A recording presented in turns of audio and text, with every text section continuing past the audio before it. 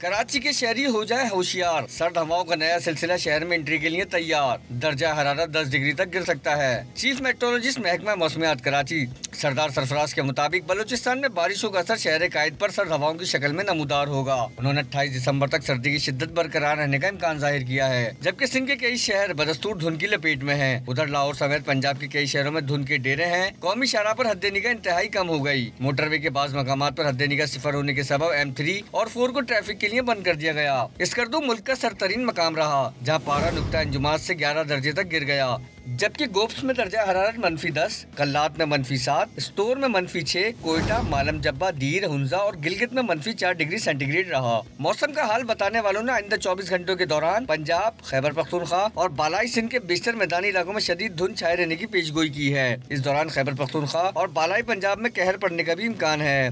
मुल्क के दीगर इलाकों में मौसम सर्द और खुश्क, जबकि बालाई इलाकों में शदीद सर्द रहेगा।